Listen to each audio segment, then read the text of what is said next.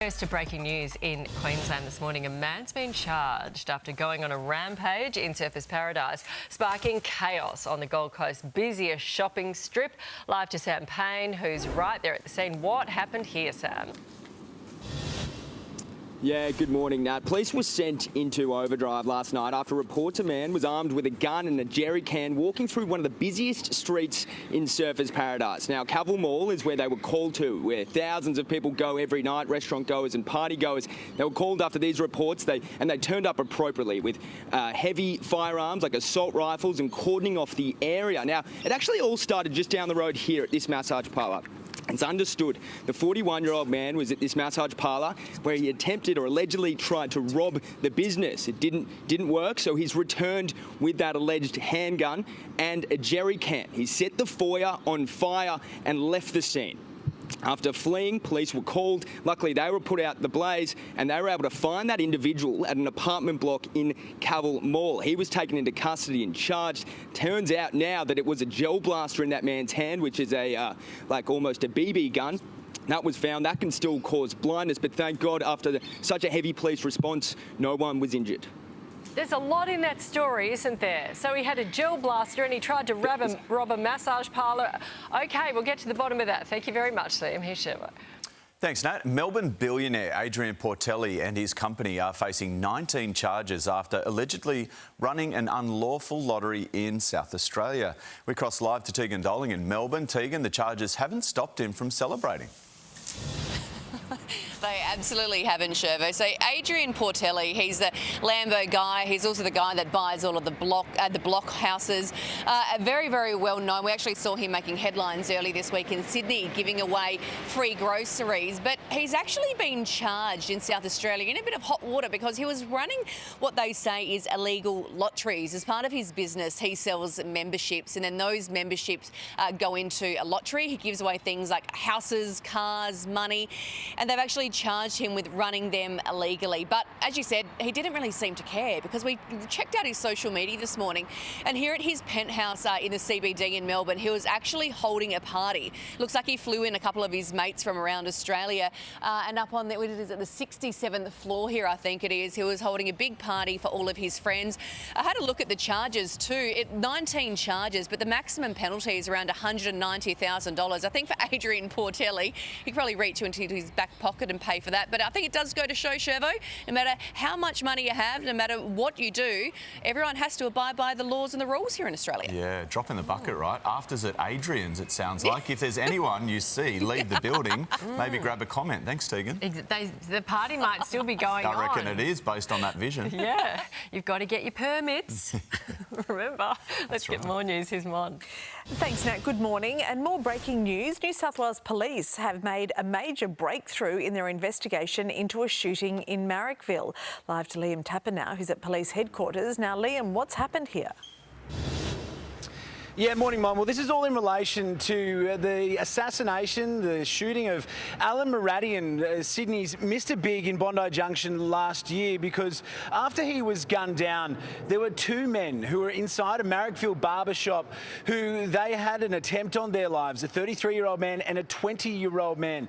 It's believed by police, they've told me, that those two men were linked to the assassination of Mr Big.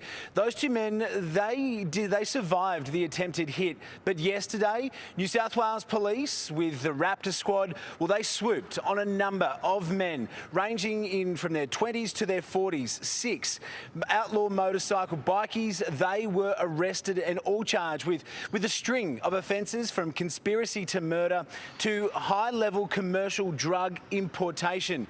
Now, there was even one man, a 42-year-old man, who was arrested by Queensland detectives. He's expected to be extradited to New South Wales later this afternoon, where he's going to be hit with a number of serious offences. During these raids as well, right across Sydney, police, they found almost $500,000 worth of jewellery and other stolen items, guns, even cash. Now, this is a huge breakthrough for police who are trying to stamp out any gang violence across Sydney. We are seeing it happen more and more. So this is a major win for police this morning, Mon. All right, Liam Tapper for us there in Sydney. Thank you. Tactical police Police on Sydney's Central Coast have stormed a Gosford unit block in search of a suspected firebomber. A man in his 60s is on the run and is believed to have thrown 2 firebombs into a legal aid office and a local law firm, sparking evacuations and lockdowns. It was quite scary. It doesn't tend to get too crazy in Gosford. Police have released an image of the man, who is described as short with a chubby build, wearing a face covering, black clothing and a cap. A father has spoken out after his child became the target of a sickening abduction attempt in Melbourne. James is proud of how his 10-year-old son handled the terrifying ordeal during his commute to school in Boronia. What are you after, mate? What do you want? You know, what are you trying to do? Parents' worst nightmare? 100%, more than that. Police issued an urgent warning calling on all parents and students between the ages of 10 and 15 to be on high alert after an alarming increase in attempts to lure children into cars. They don't think the cases are linked and are now on the hunt for 4 different predators. Well, for the first time, polling shows that Peter Dutton is most likely to secure a majority of seats in the upcoming federal election. New South Wales is also likely to be central to their plan, with at least 5 seats to swing towards the coalition. The seats are based in outer city areas hit hardest by the cost of living pressures, including Newcastle and the Blue Mountains. It spells trouble for Anthony Albanese, with the probability of a Labor majority now close to 0. Queensland will witness aviation history this morning, with Delta Airlines landing in Brisbane to launch a historic new route. Live to Georgia Costi, who's at Brisbane Airport. Georgia, morning to you. Now, this flight creates quite a symbolic connection, doesn't it, between the 2 Olympic cities? Tell us about that.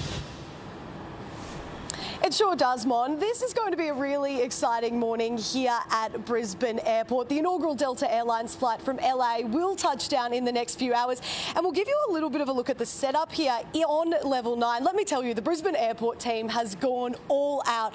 They have 7 different cameras recording its every move. They're going to do a live stream, and that's because there is so much interest for this flight. It is one of the most tracked flights in the entire world, and it's also not your ordinary aircraft. I've got a model version of it here in my hand. You can see that it's got 3 palm trees and a special Olympic Games design, and that marks the 3 different Olympics that LA has hosted. And it's actually the exact aircraft that took Team USA over to the Paris Games. Of course, they'll host in 2028, and then it's our turn here in Brisbane in 2032. So it's a really special connection between the 2 cities. And Mon, to top it all off, of course, this is really great for competition and tourism as well. This new route will mark a 56% increase in flights from LAX to Brisbane Airport. That means more passengers, boosting our economy, and it also means cheaper fares for us if we want to go over to the US. So a really exciting morning ahead, and we'll bring you its every move throughout the course of the morning. Yes, extra exciting that we could borrow that little model aeroplane from your personal collection, Georgia. So thank you. Check back in with you soon. Well, there's a fresh twist this morning in Brisbane's battle to secure a suitable stadium for the 2032 Olympics. Games boss Andrew Leveris is backing a new stadium at Victoria Park, saying that it seems to make the most sense. Speaking to the Courier Mail, Mr Leveris has revealed that he would love to see a purpose-built stadium at Victoria Park. It comes amid growing talk that the new state government is hoping to rebuild the Gabba after the plan was previously scrapped. Well, just when we thought that Sydney's tarball mystery had been solved, more have washed up on a beach south of the city. This time, balls of debris have been spotted on Silver Beach at Kurnell. The New South Wales Environment Protection Authority has taken samples for testing, while the beach remains open with warning signs. The appearance of similar objects shut 7 beaches earlier this year.